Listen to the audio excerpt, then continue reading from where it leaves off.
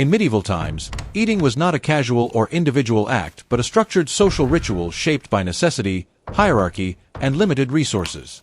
Meals usually took place in a great hall, a shared space where long wooden tables and benches were arranged before food arrived. There were no plates in the modern sense. Thick slabs of stale bread, known as trenchers, served as the base for most foods. Hands were washed, knives were drawn from personal sheaths, and the meal began only after a short prayer, reflecting the strong link between food, order, and religion. Food at the start of the meal was practical and filling. Thick pottages made from grains, vegetables, and herbs were ladled directly onto bread trenchers, soaking into the crumb. Meat, when available, was shared from communal platters, carved at the table. Drinking vessels were wooden or earthenware, filled with ale because clean water was often unsafe. The opening phase of the meal focused on nourishment and preparation, setting a rhythm that everyone in the hall followed.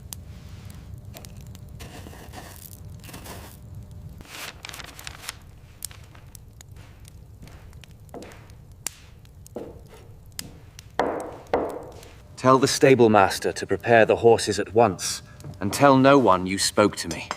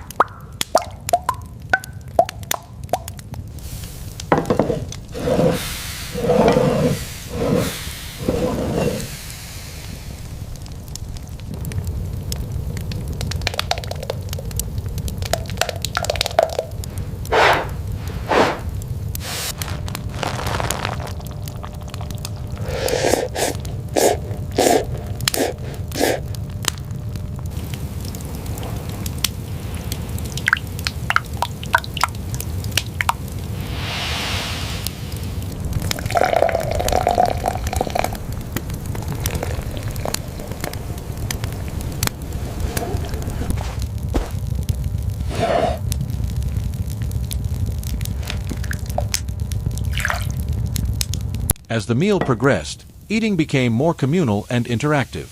Dishes were passed hand to hand, and food was shared directly between diners, reinforcing social bonds. Seasonings such as salt and pepper were added carefully, as spices were valuable and signaled status. Fingers grew greasy, knives scraped bread, and the hall filled with layered sounds. Chewing, murmured conversation, wood against wood, and the constant crackle of the hearth. The middle of a medieval meal was about balance between restraint and satisfaction. Sweet elements like honey cakes, fruit, and nuts appeared only after the main dishes, offering contrast rather than excess. Cleanliness was minimal by modern standards. Hands were wiped on sleeves or cloths, and leftovers were intentionally left on trenchers. Nothing was wasted, and every action reflected an understanding that food was precious, earned through labor and season.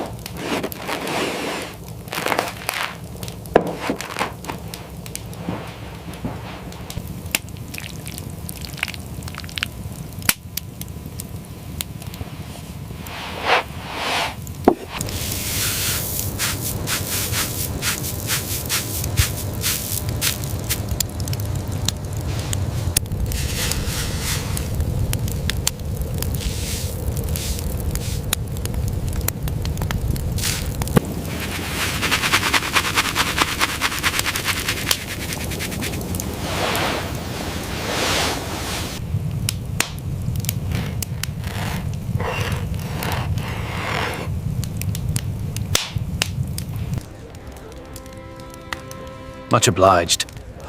That smells wonderful.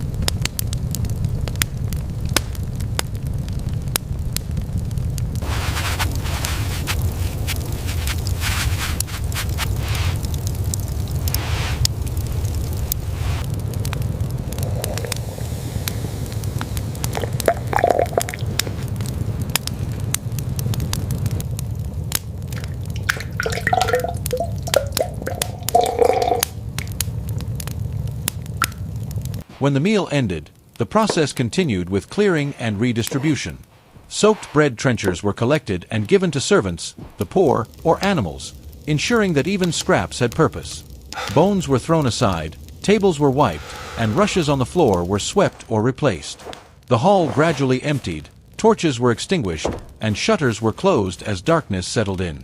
The final moments of eating in medieval times emphasized closure and order. A short prayer of thanks marked the end of nourishment, belts were loosened, and tools were stored away.